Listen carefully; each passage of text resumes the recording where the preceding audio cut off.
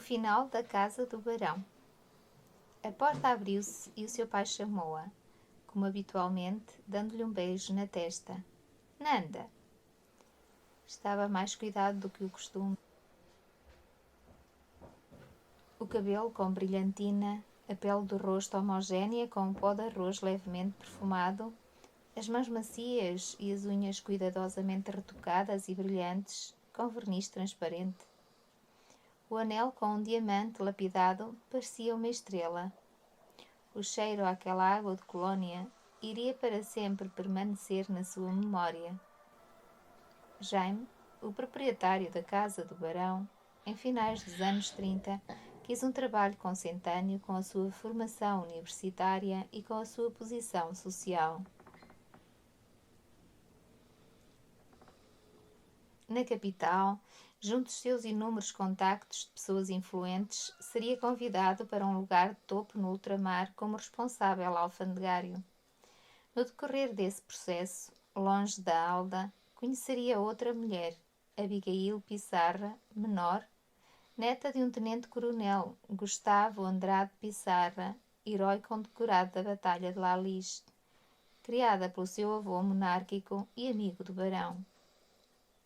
A proximidade fora demasiada. Casariam. Já em África, fê-lo por procuração. Abigail foi acompanhada ao registro em Lisboa pelo irmão mais novo do futuro marido, Fernando Ferreira Fernandes Basto, médico. Jaime passava dos 40 anos. A noiva acabava de completar os 18. Tal como o seu pai, o barão, casaria com uma grande diferença de idade da noiva, mais de 20 anos os separavam. Já o barão tinha casado com 39 anos e a baronesa apenas com 14. Os barões de Basto, os pais do Jaime, separaram-se quando este ainda era criança. Viveria a maior parte do tempo entre homens com muito dinheiro e poder. Com a sua mãe, passaria algumas temporadas, especialmente em Lisboa, na Avenida de Berna, mas o tempo não lhe permitiria absorver a magia de um amor sempre insuficiente.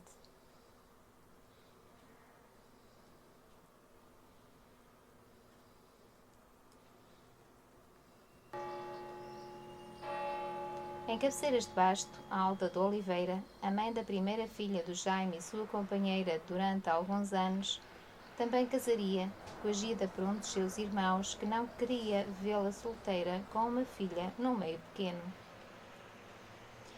Fernanda, a filha deles, ficaria a viver com a avó materna. O pai enviar-lhe o sustento às escondidas de Abigail. A criança poderia ir à escola e ter uma vida desafogada para a época, sempre com a promessa de um dia ir viver com o seu pai.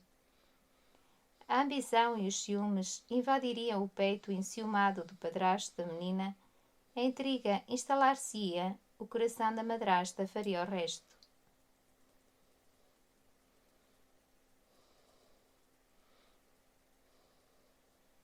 Perplexos, Fernando e Frederico, irmãos do Jaime, e a avó baronesa, desenvolveriam esforços para que aquela fosse estudar para Lisboa, mas tal não se concretizou. As convulsões sociais da época e a morte do barão, em 23 de junho de 1929, fincavam o semblante da avó de regresso a Cabeceiras de Basto. A fortuna desta tinha desaparecido com o encerramento do Banco do Minho, falido por decreto de Oliveira Salazar em 1930. Atualmente ainda se desconhecem as verdadeiras razões que levaram a que o representante da nação não permitisse a reestruturação económica desta importante instituição bancária, nem os reais efeitos desta falência na vida de tantas pessoas.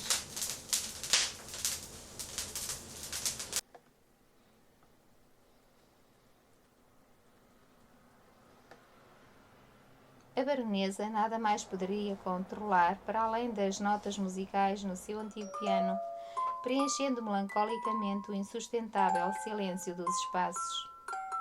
Entretanto, a relação daquela com Abigail, mulher do seu filho Jaime, tinha-se tornado difícil. Sem bens pessoais, A nora satisfazia os caprichos que a expectativa de um casamento com o filho do barão proporcionava. Jaime vivia espartilhado entre os ciúmes e o azedume em relação à sua primeira filha por parte da sua mulher e os conflitos constantes desta com a sua mãe.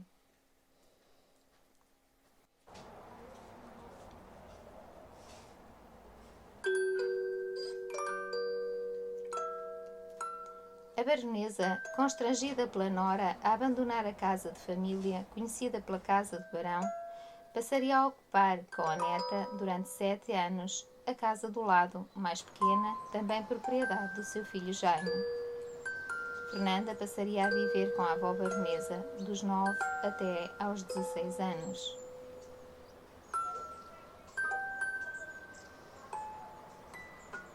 Abigail, quando teve a sua primeira filha, dar-lhe-ia o nome de Fernanda, o mesmo da primeira filha do seu marido.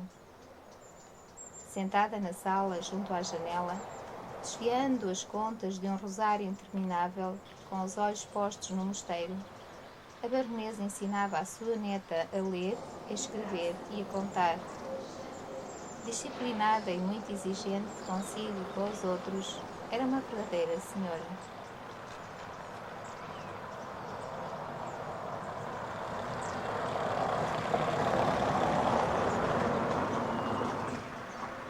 Entretanto, no palacete, tudo seria alugado, muitos móveis seriam vendidos, levados para Climane, António Enes, Lourenço Marques, Moçambique e Lisboa. Outros ficariam guardados em casa de familiares, muitos apodreceriam ao abandono. O dinheiro remanescente seria aplicado naquele continente africano, mais tarde perdido com uma descolonização desastrosa. Naquela casa, alugada para o funcionamento das repartições públicas e mais tarde para uma escola, nada mais permaneceria igual. Enquanto os grandes portões de ferro, os fontanários e os lagares eram arrancados e vendidos, o lago e os jardins eram cimentados. As enormes tartarugas morreriam de fome e maus tratos.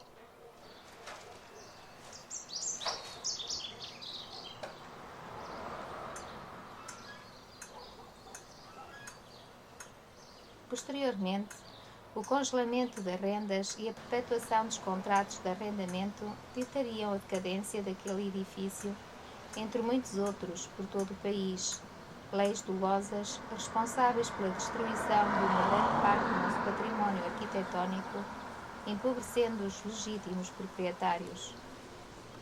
Fora do horário escolar, emudeciam os gritos das crianças e um silêncio pesado abatia-se naquele lugar, interrompido por um qualquer assalto noturno. De madrugada, as portas abertas testemunhavam um vazio magoado.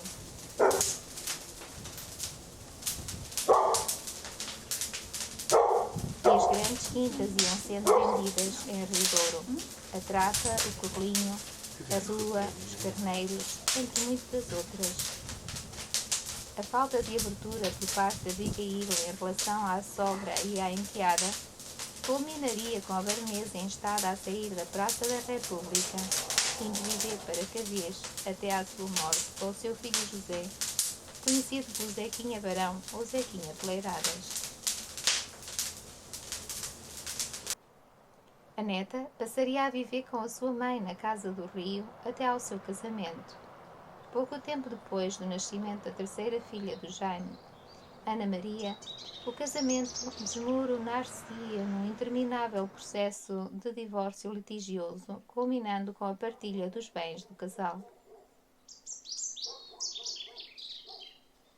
Jaime, arrependido pelo desfecho da sua relação com Alda, quis voltar, mas esta, embora infeliz, recusar-se-ia sempre. Aquele, querendo proteger a sua primeira filha, que vivia numa das suas casas, ao lado da casa do barão, e estando esta ocupada e decadente, optou por deixá-la para Abigail, passando esta a ser a sua legítima proprietária. Um grito mudo e ensurdecedor preencheria o coração e o espírito de Jaime até à sua morte, em 26 de março de 1982. Pacificados com a valentia e a honra do cumprimento das incumbências de um verdadeiro pai que soube assumir e acarinhar as suas 3 filhas.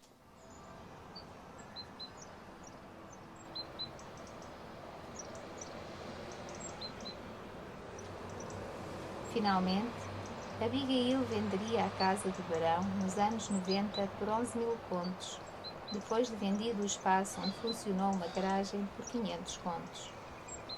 Atualmente é a Casa da Cultura em Cabeceiras de Basto. Os portões estão numa outra quinta, em São Nicolau. O lago ornamenta atualmente o centro do jardim da Praça da República. Os fontanários e os lagares não deixaram rastro. Os espaços, esses, são sempre das vozes que neles permaneceram.